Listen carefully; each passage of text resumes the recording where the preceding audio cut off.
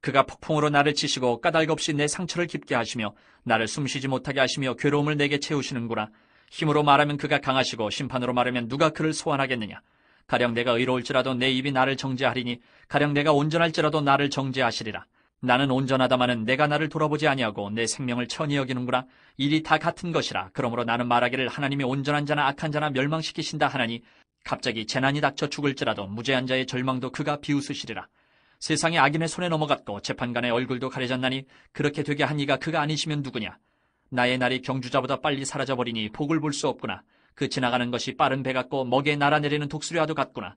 가령 내가 말하기를 내 불평을 잊고 얼굴빛을 고쳐 즐거운 모양을 하자 할지라도 내 모든 고통을 두려워하오니 주께서 나를 죄 없다고 여기지 않으실 줄을 아나이다. 내가 정죄하심을 당할진대 어찌 헛되이 수고하리이까. 내가 눈 녹은 물로 몸을 씻고 잿물로 손을 깨끗하게 할지라도 주께서 나를 개천에 빠지게 하시리니 내 옷이라도 나를 싫어하리이다. 하나님은 나처럼 사람이 아니신즉 내가 그에게 대답할 수 없으며 함께 들어가 재판을 할 수도 없고 우리 사이에 손을 얹을 판결자도 없구나. 주께서 그의 막대기를 내게서 떠나게 하시고 그의 위엄이 나를 두렵게 하지 아니하시기를 원하노라. 그리하시면 내가 두려움 없이 말하리라. 나는 본래 그렇게 할 수 있는 자가 아니니라. 우리 월요일 교회의 목회와 선교사역을 위해서 우리 함께 합심하여서 기도하기 원합니다. 이 시간에 기도의 제목을 참고하셔서 기지교회를 세우신 하나님 뜻을 기억하며 부대장병들을 축복하고 또 하나님의 사랑 공급하게 하여 주옵소서. 교회에 예배 부흥을 주셔서 모든 교우가 한 단계 성장하도록 MCF와 10개 목장에 부흥을 주시도록 1:1 멘토링과 소그룹 회중 양육에 은혜를 부어주시도록 우리 기도하고 어린이와 청소년들에게 복음 전하여 그 가정이 예수 믿게 하시도록 2024년 사역을 기도로 잘 준비하여 하나님과 연결된 공동체가 되도록 우리 합심하여서 기도 제목을 보고 우리 함께 기도하기 원합니다. 주여 한번 외치고 기도하겠습니다. 주여, 거룩하신 하나님 아버지, 오늘도 이 아침 저희들 주님 앞에 나오게 하시고 아버지 합심하여 같은 기도의 제목을 품고 기도하게 하여 주시니 감사하고 찬송합니다. 기지교회를 세우신 하나님의 뜻을 기억하며 부대장병들 축복하기 원합니다. 교회를 통하여 하나님의 사랑과 능력과 지혜와 은혜와 생명이 흘러넘치게 하여 주시옵소서. 교회가 하나님의 사랑을 받아 사랑을 유통하는 복된 공동체가 되게 하여 주시옵소서. 예배의 부흥을 허락하여 주시고 모든 교우가 말씀과 기도로 한 단계 성장하는 놀라운 은혜를 저희에게 허락하여 주옵소서.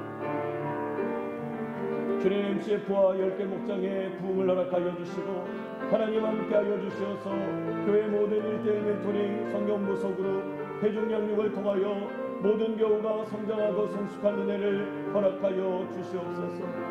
주의 어린이와 청소년들에게 복음을 전하게 하시고 그 부모가 예수 믿고 구원받게 하시며 기지교회를 영적 고향으로 삼는 믿음의 가정들이 더욱더 많이 세워질 수 있도록 역사하여 주시옵소서. 2024년 귀한 사역을 기도로 준비하여 모든 성도가 하나님과 연결된 삶을 살아내게 하시고 하나님을 영광에 내고 참된 생명을 누리는 복된 공동체가 되게 하여 주시옵소서. 주님, 저희와 함께하여 주시고 저희를 인도하여 주시고 저희와 동행하여 주시기를 간절히 바라고 소망합니다.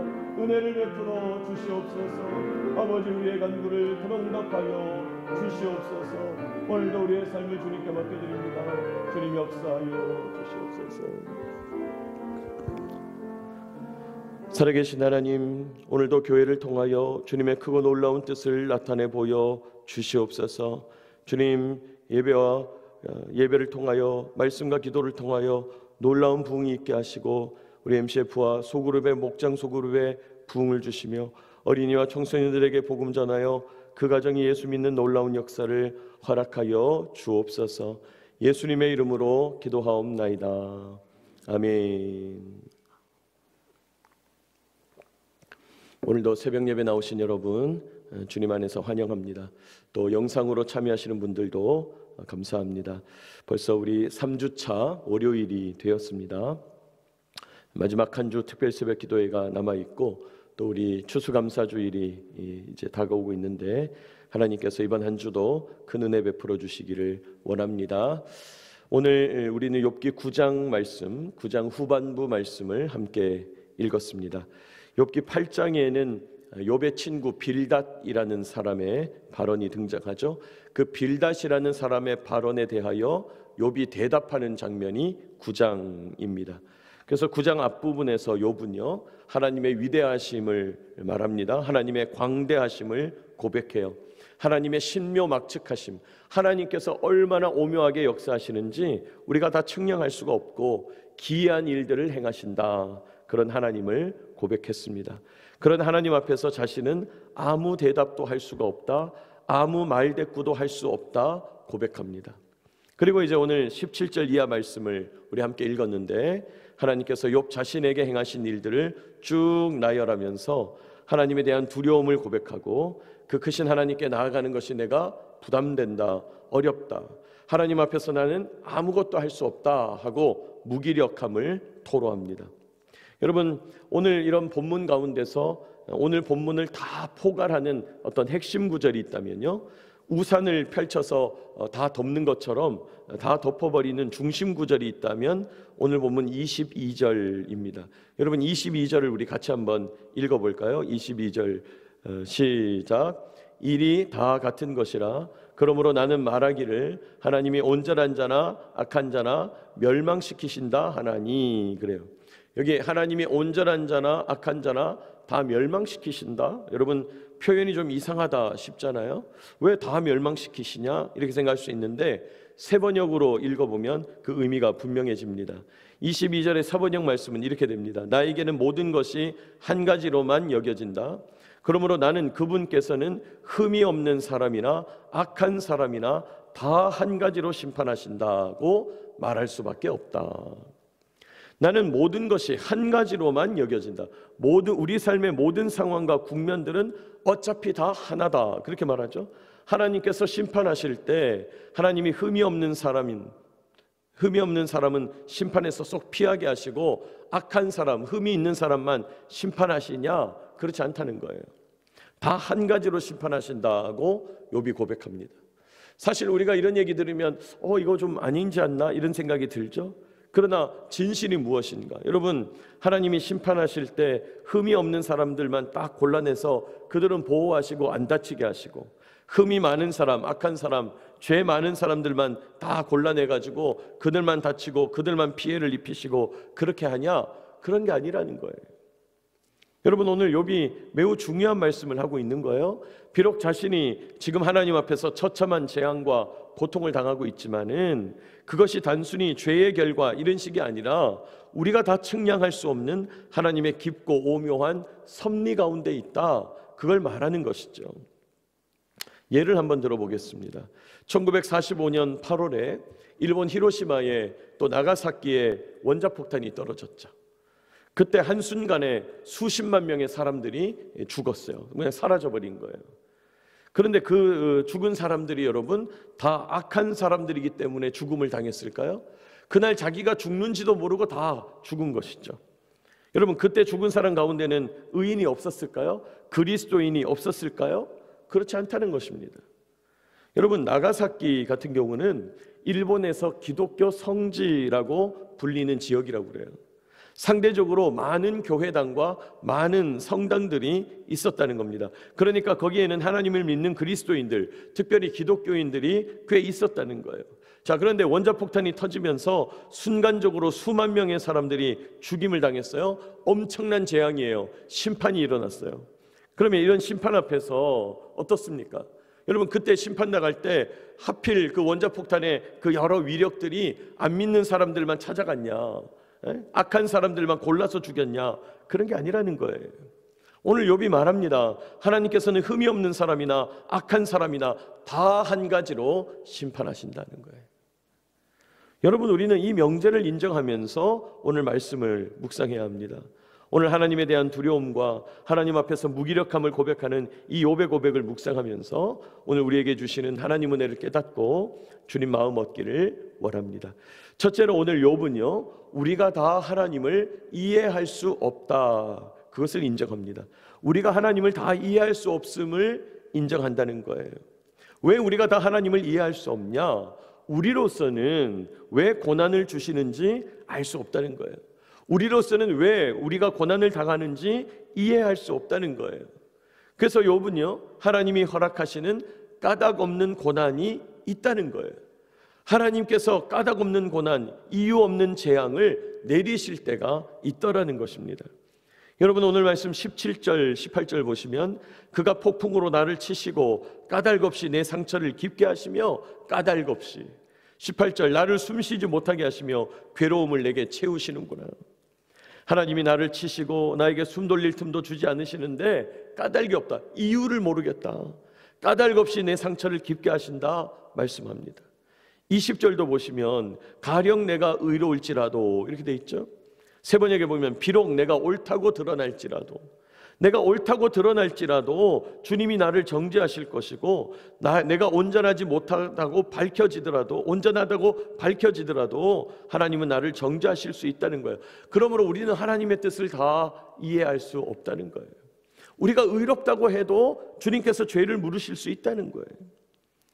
22절 하나님은 심판하실 때 온전한 자나 악한 자나 가리지 않으신다. 아까 말씀드렸죠. 23절 갑자기 재난이 닥쳐 죽을지라도, 갑작스러운 재앙으로 다들 죽어갈 때 무죄한 자, 죄 없는 자의 절망을 보고서도 하나님은 비우실 것이다.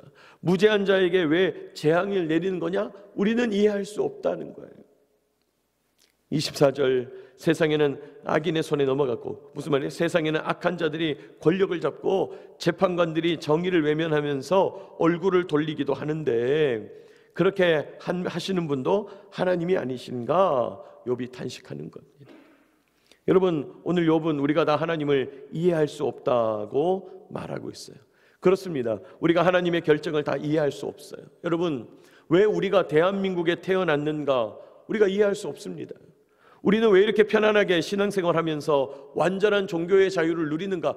알 수 없어요. 우리는 왜 저 북한의 동포들은 그 고통스러운 지옥 같은 땅에 태어났는가? 원수마귀 하수인 3대 세습부자 치하에서 고통스럽게 살아가고 있는가? 왜 그들은 죽어가고 있는가? 알 수 없어요. 왜 그런 것인가요? 우리가 하나님의 결정을 다 이해할 수가 없다는 거예요. 그러므로 여러분, 우리는 하나님의 큰 뜻을 인정해야 합니다. 다 이해하지 못하니까요. 하나님께서 어떤 일에 대하여 그렇게 결정하신 이유를 그대로 받아들여야 합니다. 하나님이 그렇게 되도록 만들어 놓으신 것을 그대로 받아들이며 인정해야 합니다. 우리는 하나님의 뜻을 다 이해할 수가 없다는 거예요. 하나님의 뜻을 이해할 수 없으니, 하나님의 뜻을 다 알 수 없으니 어떻게 해야 됩니까? 하나님께서 어떤 결정을 내리시든지 끝까지 순복하겠습니다. 고백해야 합니다. 끝까지 순종하겠습니다. 끝까지 주님의 결정을 인정하고 받아들이겠습니다. 순종하면서 믿음의 자세를 유지해야 해요. 믿음의 자세를 유지해야 합니다. 우리가 할 수 있는 일이 별로 없어요. 사랑하는 여러분, 끝까지 믿음의 자세를 유지하는 저와 여러분 되시기를 축복합니다.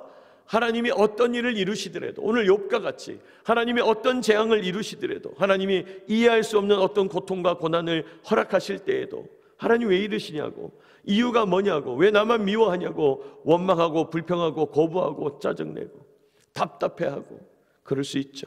그러나 보통 이런 반응을 보이지만은 그럴 거 없다는 거예요. 왜요? 하나님은 어떤 일도 행하실 수 있다는 겁니다. 왕이신 하나님께서 그렇게 하시는 데는 하나님의 더 크고 놀라운 뜻이 있으시려니 인정하면서 끝까지 믿음의 자세를 유지해야 합니다. 끝까지 믿음으로 하나님께 순복하고 그 결정을 인정하는 저와 여러분 되시기를 축복합니다. 믿음의 자세를 유지해야 된다는 거예요.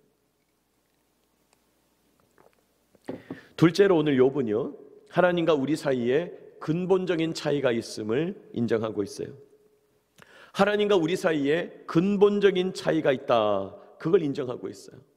여러분, 앞서서 우리가 하나님의 뜻을 다 할 수 없다 그랬잖아요. 자, 그럼 왜 하나님의 뜻을 우리가 다 알 수 없습니까? 우리가 하나님의 뜻을 다 알 수 없는 것은 하나님과 우리 사이에 근본적인 차이가 있기 때문이에요. 하나님과 우리 사이에 근본적인 차이가 있다. 오늘 25절 말씀 보시면 나의 날이 경주자보다 빨리 사라져버리니 복을 볼 수 없구나. 26절 그 지나가는 것이 빠른 배 같고 먹이를 날아내리는 독수리와도 같구나. 여러분, 우리의 일생이 얼마나 빠르냐? 경주자보다 빠르고, 또 배가 빠른 배보다 더 빠르다. 얼마나 빠르냐? 먹이를 낚아채는 독수리처럼 빠르다. 얼마나 시간이 빨리 가는지 좋은 세월을 누리는 게 부족하다는 거예요. 여러분, 우리는 시간의 제한을 받고 살죠. 그런데 그 시간을 주장하시는 분이 누구예요? 하나님이시죠. 여러분, 우주 공간에만 가도 시간이란 개념이 사라져 버리잖아요. 우주 공간에만 가도 위가 없고 아래가 없고 옆이 없고 우가 없잖아요. 우리가 지구상에 사니까 지구가 돌고 공전을 하고 그래서 시간이 이렇게 생기는 건데, 우리의 시간이 이렇게 계속 흐르고 있고 시간의 흐름에 따라 우리는 계속 낡아지고 늙어지고 이렇게 시간의 한계 속에 존재하는데, 하나님은 그 시간 밖에 계시는 분이죠. 그러므로 여러분, 하나님은 영원하시고 초월적으로 존재하시니까 하나님과 우리 사이에는 근본적인 차이가 있다는 거예요.